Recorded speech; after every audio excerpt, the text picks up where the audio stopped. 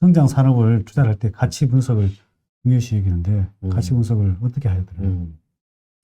일단 성장 산업에서 성장주를 찾았을 때 가치 투자 베이스로 들어가서 재무제표를 확인을 하셔야 돼요. 그 이유는 뭐냐면 우리가 성장 산업 내에 들어가 있는 성장주들이 재무제표의 이익 가치가 아직 형성이 안 되어 있는 회사들이 꽤 있어요. 그러면 이제 이익이 정말 많이 나고 있는 회사는 사실은 성장은 감소하고 있다고 보시면 돼요.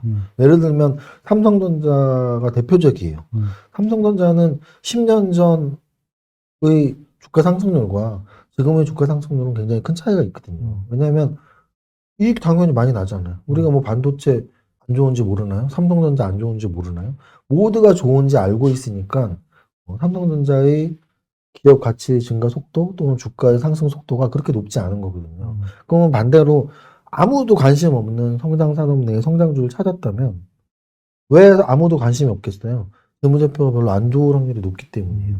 재무제표가 너무 안 좋은 종목을 찾았다면 이걸 가치 분석을 잘못해버리면 자본 잠식 기업에 뭐 적자 지속 기업에 정말 요즘 어닝 시즌인데 정말 재수 없으면 별로 안 좋은 종목을 샀을 때 내가 걸릴 수 있는 함정들의 단계가 있어요.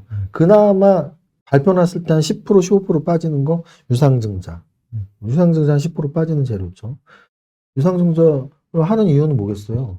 한 80%는 돈이 없기 때문이에요. 재무구조 개선하려고. 한 10% 15%가 회사가 영업이 아주 잘 되는데 계속 설비 투자를 해야 돼. 이제 막 신생 기업이기 때문에. 그러면은 유상증자해서 그 돈으로 공장도 사고 기계도 사야 되니까 하는데 그런 확률은 한 10%밖에 안 되고 90%는 사업으로 돈을 못 벌고 있는 거죠. 그런 종목들을 못 걸러냈다면 유상증자 걸릴 수도 있고 또는 그 다음에 함정이 감자죠, 감자. 저는 감자탕도 안 먹거든요. 진짜 농담 아니고 저 진짜 감자탕 안 먹어요.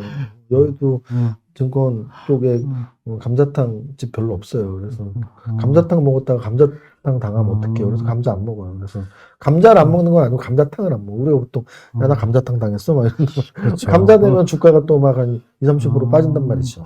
옛날에 내 감자를 많이 먹을 때 감자탕인데, 이제 감자를 안 먹어서, 감자 안 나가나 보다. 아니, 감자는 드셔도 됩니다. 감자탕도 드셔도 돼요. 또 감자탕 사장님들이 또 싫어하시면 안 되는데. 우리 하여간 주식에서 감자는 아주 나쁜 거죠. 자본을 감소하는 거니까. 아니, 자본을 감소하는 게 좋을 일이 없죠. 그죠? 맞아요. 그리고 그 다음 이제 세 번째 가장 강력한 함정이 관리 종목에 들어가는 거예요. 관리 종목에 들어가면 이거는 반토막 정도는 난다고 보셔야죠. 하한가 한두 방 나오는. 마지막은 그냥 반토막이 아니고 휴지가 된다고 보시면 되는 게 이제 상장 폐지죠. 그래서 성장주 투자를 가치 분석을 잘 못했다가 또 이런 경우가 생기니까 가치 분석도 잘 하셔야 되는 거죠. 우리가 맨날 가치주, 성장주 이렇게 얘기 많이 하잖아요. 이 가치주, 성장주 이렇게 나름대로는 나누시나요? 저는 나눠서 하는 편이에요. 그 이유는 그래야지 매도 전략을 꾸미기가 쉽기 때문이에요. 무슨 뜻이냐면 저는 가치주와 성장주를 어떻게 나누냐면 가치주는 현재 기업 가치 대비 낮게 거래되는 종목이에요. 그럼 이 종목을 만약에 제가 샀다면 매도 타이밍은 벌써 정해져 있는 거예요. 어디 있어요? 낮게 거래되는 이 주가가 원래 가치 기업 가치만큼 올라왔을 때 팔아야죠. 기업 가치 이상으로 올라가면 나는 저평가 가치주를 투자하는 투자가로서 기본 자질이 안 되어 있는 거죠. 왜냐하면 낮게 샀어요, 지금 저평가 가치주를. 그럼 저평가 가치주가 평가만큼 받으면은 당연히 팔고 또 다른 저평가 가치주를 사야지 이걸 왜 계속 갖고 있어요? 그건 당연히 아니잖아요. 그래서 저평가 가치주를 샀다면 분명히 어떤 나의 목표가가 있었을 거예요. 이거는 10,000원이 기업 가치인데 7,000원에 거래되고 있어. 그럼 7,000원에 샀다면 10,000원에 파셔야죠. 그게 이제 가치주를 제가 대하는 논리고요. 성장주를 대하는 논리는 어떤 거냐면 현재의 기업 가치보다 미래의 기업 가치가 더 커지리라고 예상되는 기업이에요. 그럼 오늘보다 1년 후의 기업 가치가 커지겠죠. 그러면 오늘의 주가보다 1년 후의 1년 후의 주가가 높아지겠죠. 그럼 오늘 사서 이 기업의 성장이 계속되는 한은 보유하고 있으면 되죠. 그래서 매도 타이밍을 빨리 잡을 필요가 없어요. 살 때는 몰라요, 사실. 가치주는 살 때부터 알아요. 기업 가치보다 낮게 거래된다면서요. 그럼 기업 가치까지 오면 팔아야 되는 건 살 때부터 매도 타이밍이 정해져 있는 거고 성장주는 살 때 정해져 있지 않아요. 왜? 이거는 앞으로 매년 성장할 거라고 생각을 했으니까 산 거잖아요. 그러면 일단 나는 이 기업이 성장 끝날 때까지 갖고 가는 거예요. 만약에 테슬라를 5년 전에 나는 이 기업이 성장하니까 샀어라고 샀다면 100배 났겠죠. 100배 났어요. 왜? 성장이 계속됐으니까 주가가 100배 올랐잖아요. 그래서 성장주 투자에서는 10배가 가능한 거예요. 그러네요. 그래서 저는 성장주에 투자하라고 강조를 드리는 이유가 성장주를 투자해야지 매도 타이밍이 잘만 맞아 떨어지면 정말 성장을 계속하는 기업에 잘 들어갔다면 10배가 가능하기 때문이에요. 가치주와 성장주의 장단점이 있어요. 장단점이 이제 방금 말씀드렸던 단점부터 말씀드리면 가치주는 현재 가치 대비 낮게 거래되는 종목을 사야 되니까 현재 가치 평가가 중요하죠. 근데 그 현재 가치 평가가 사실 쉽지가 않아요. 예를 들면 이런 거죠. 삼성전자의 현재 가치를 평가한다? 누가 할 건데요? 회계사 100명이 모여서 해도 몇 달을 해야 될 텐데. 그럼 몇 달 동안 해서 그 시점의 가치도 아닐 텐데 하면서 계속 가치가 바뀌니까. 그래서 저는 극단적으로 삼성전자의 기업 가치 평가를 누가 할 거야 라는 의문을 하고 있는 거죠. 그러면 결국 기업 가치 평가는 약간 자의적일 수밖에 없는 거죠. 주관적일 수밖에 없고. 그래서 주관적인 기업 가치 평가를 해서 나는 저평가됐어 라고 생각을 한다면 기업 가치가 평가가 잘못되어 있을 수 있으니까 가치주 투자의 가장 큰 단점은 현재 가치 평가가 과연 절대적인 거냐 아니면 그냥 자기 맘대로 한 거냐의 문제가 있는 거죠. 반대로 성장주의 단점은 명확해요. 점쟁이나 할 수 있는 거잖아요. 왜냐? 지금의 기업 가치보다 1년 후, 5년 후의 기업 가치가 좋을지 누가 알겠어요? 사실 모르죠. 모릅니다. 뭐 초등학교 축구 선수 2명 있는데 2명 중에 누가 더 잘할지는 사실 몰라요. 뭐 미래의 점장이도 아니고. 그게 가장 큰 단점이에요. 근데 그럼 이제 이 단점을 회복할 수 있는 기법이 있냐의 문제죠. 그럼 현재 가치 평가가 절대적이지 않은데 그걸 그래도 잘하려면 단점을 회복하려면 리포트도 열심히 읽으시고 어떻게 해야지 기업 가치 평가를 잘하는지 공부도 많이 하셔야죠. 대부분 재무제표 베이스로 기업 가치 평가를 해야 되니까 재무제표 공부도 열심히 하시고 내가 우리나라에서 기업 가치 평가를 제일 잘하도록 할 거야. 그럼 이제 단점이 보완이 되겠죠. 반면에 성장주의 단점을 보완시키려면 미래를 예상하지 못하는 건 똑같아요. 초등학교 오늘 축구 시작한 2명 누가 성공할지 아무도 모릅니다. 그런데 다시 제가 질문을 바꿔볼게요. 대학교 1학년 선수 2명 있어요. 축구 선수.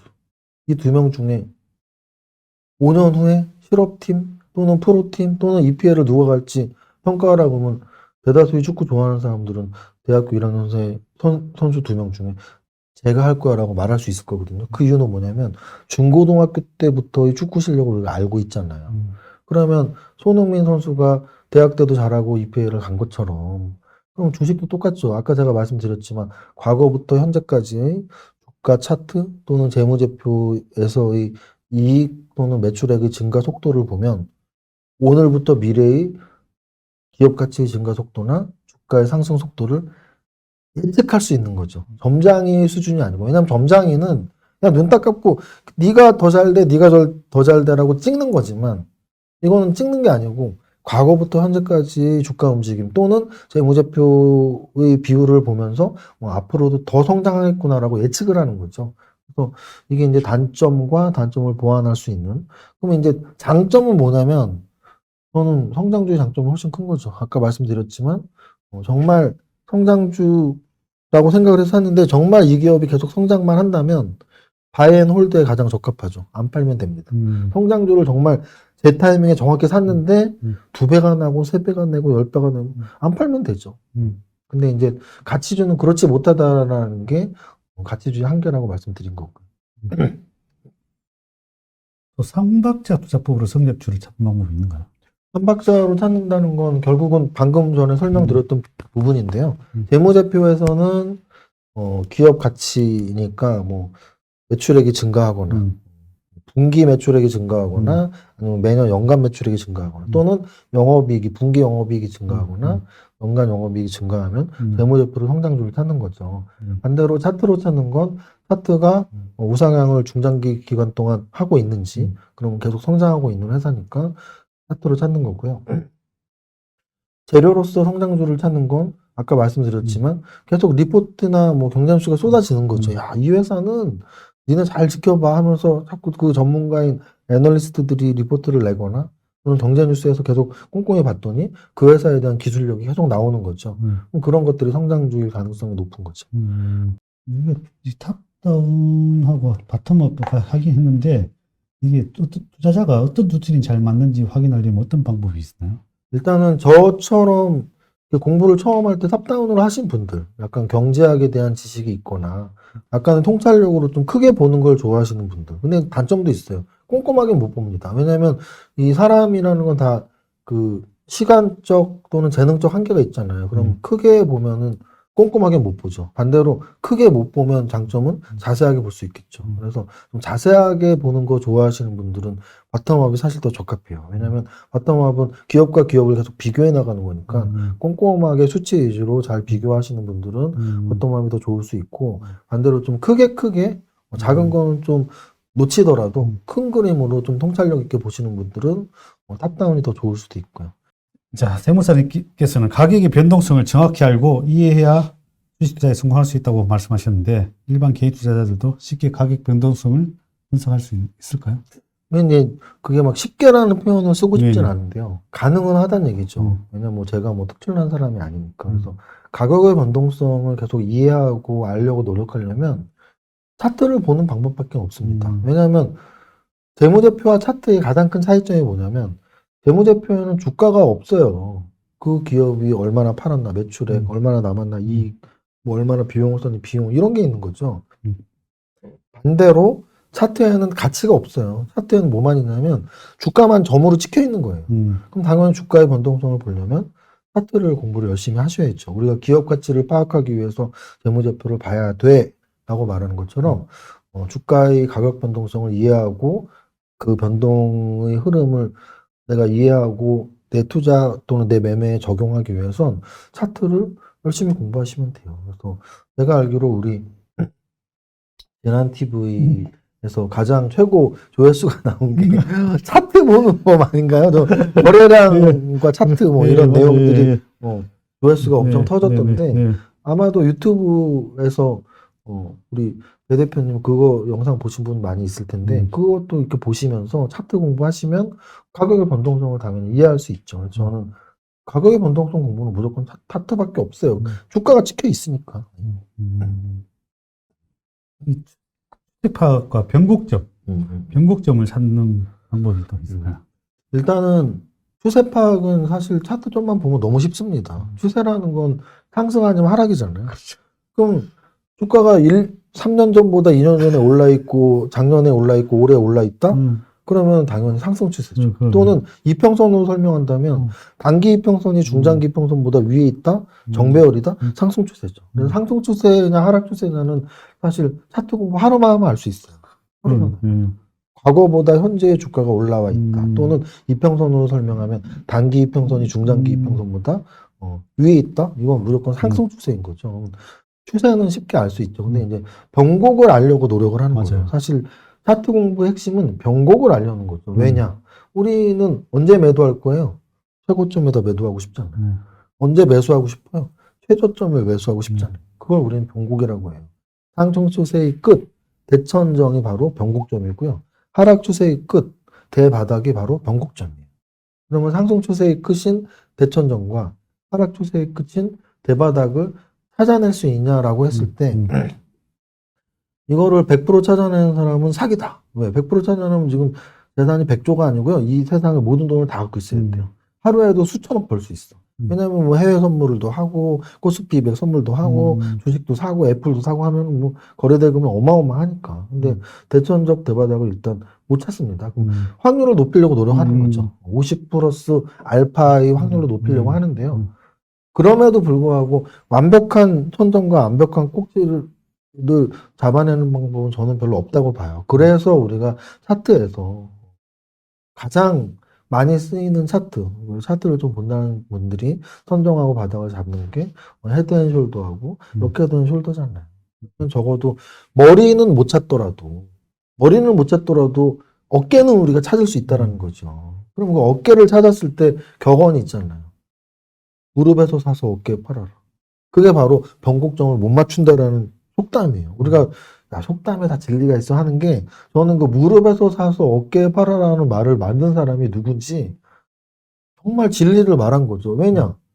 발바닥에서 사서 머리에서 팔아라는 말을 하면 사기꾼이라니까. 그러니까 발바닥에서 사서 머리에서 못 파니까 무릎에서 사서 어깨에 팔으라는 얘기고요. 무릎과 어깨는 확인이 가능하니? 차트상에서 가능하죠. 왜냐하면 지난 거니까. 머리를 지나고 내려가는 어깨, 그게 어깨잖아요. 또는 발바닥을 지나서 올라가는 무릎, 그게 무릎이잖아요. 그래서 우리가 삼봉 패턴 또는 쓰리바닥 패턴을 보통 진바닥, 진천장 이렇게 표현을 쓰니까 만약에 차트를 못 보시는 분들은 차트에서 중요한 건 추세는 뭐 너무나 쉽게 우리가 이해할 수 있는데 변곡을 과연 잡아낼 수 있느냐? 머리와 발바닥은 못 잡아. 그 대신 어깨와 무릎은 잡을 수 있어. 이렇게 좀 공부를 해나가시면 조금 매매 타이밍을 잡는 데 도움이 되지 않을까 싶어요. 매도 타이밍도 배웠고, 이제 주식에 종목 찾는 거 여러 가지 많이 배운 것 같은데요. 이게 몇 개의 종목을 포트폴리오에 담는 게?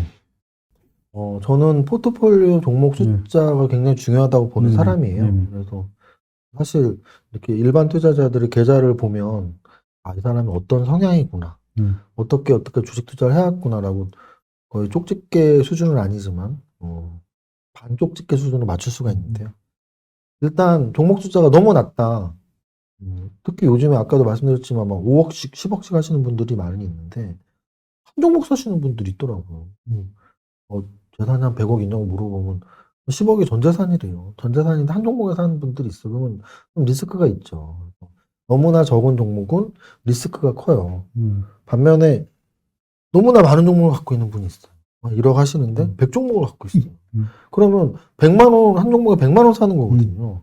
그러면은 이것도 너무나 많은 종목을 갖고 있는 거죠. 그러면 한 종목과 너무나 많은 종목이 이론적으로는 어떻게 설명이 되냐면 한 종목, 두 종목을 살 때는 정말 잭팟이 터질 수가 있죠. 한 종목에 소위 말하는 몰빵을 했는데 2배 수익이 나면 1억으로 1억을 바로 번 거죠.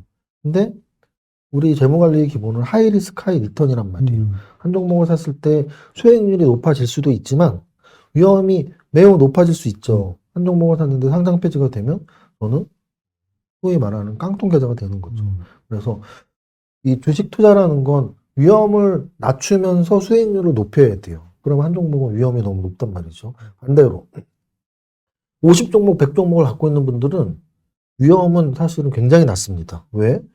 100종목 갖고 있는 것 중에 하나가 상폐되면 어때? 그래봐야 100종목은 1% 투자 비중이니까 내 계좌 수익률에 1%밖에 영향을 안 미쳐요. 마이너스 1%밖에. 근데 반대로 내가 한 종목, 100종목을 샀는데 그 중에 하나가 2배가 났어. 그래도 별로 기분 좋지 않아요. 2배는 안 내 정도. 왜? 1%밖에 영향을 안 미치니까. 100종목 사면 사실 ETF 사는 거랑 별 차이 없습니다. 그래서 적정 숫자가 중요한데 저는 좀 금액이 작으면 뭐 한 3개 정도? 금액이 크시면 한 10개에서 15개. 요 사이에서 금액과 자기 자신의 투자 스타일에 따라서. 예를 들어서 투자 스타일은 뭐가 중요하냐면 매매인지 투자인지도 중요해요. 내가 만약에 매매를 좀 빨리빨리 하는 스타일이에요. 오늘 사서 뭐 내일 또는 일주일 안에 사고 팔아? 그럼 종목이 적을수록 좋아요. 집중력이 있어야 되니까. 집중력이 있어야 돼요. 반면에 나는 좀 이렇게 한 번 사면 오래 갖고 가는 스타일이야? 그러면 좀 이렇게 뭐 한 대여섯 종목, 8종목에 깔아놔도 좋아요. 왜냐면은 관리하기가 편하니까.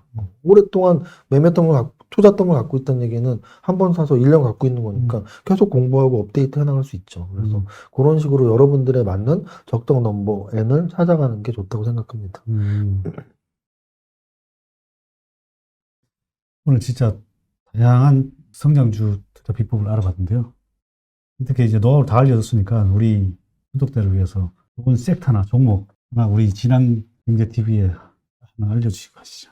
일단은 사실 제가 유튜브에서 이렇게 말해도 되나요라고 사실은 이렇게 빼는데 책에 쓰여 있어요. 그래서 뭐 책에는 써놨는데 유튜브에서 왜 말 못했는데 되게 웃긴 거죠. 그래서 책에는 8개의 성장 산업과 또 이제 각 성장 산업의 3종목씩 해서 24종목이 책에 3부에 들어가 있어요. 그래서 이미 들어가 있기 때문에 여러분들 온라인 서점에 목자가 정확히 다 나오는지 모르겠는데 일반 서점 가면 당연히 볼 수 있으니까 여기 24종목이 들어있다 또는 8개 산업 8개 산업도 바로 제가 불러드릴 수 있죠. 반도체, 제약바이오, 전기차, 자율주행, 메타버스, 게임, 로봇, 우주항공 이렇게 8개 산업이 여기 들어가 있고요.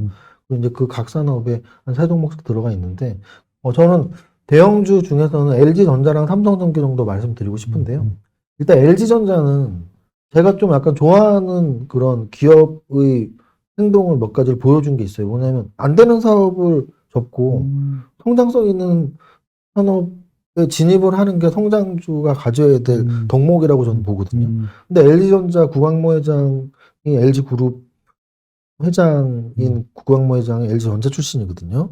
그래서 LG전자 그룹 회장 되고서 LG전자에서 모바일 사업을 없앴단 말이에요. 굉장히 좀 충격적인 거죠. 그래도 폰을 만들고 있었는데. 그렇죠. 엄청 잘 근데 나가더라고요. 그 모바일 사업 폰을 없애면서 했던 말이 우린 이 인력과 자금을 자동차 전장 사업과 그리고 로봇 사업에 투자를 하겠다라고 말을 했어요. 그래서 LG전자는 분명히 성장성 있는 사업에 진입을 하고 있는 거죠. 왜냐면 미래 산업의 로봇은 굉장히 중추적 역할을 할 것이고 또 미래 산업의 자율주행의 전 단계인 전장 부품 사업은 너무나 중요하니까 심지어는 캐나다의 마그마라는 사업하고 회사하고 합작 법인까지 설립을 할 정도니까 그래서 저는 LG전자가 제가 말하는 성장 산업에서 적어도 로봇 산업과 연계되어 있고 또 자율주행 산업과 연계되어 있기 때문에 LG전자를 말씀드리고 싶고요.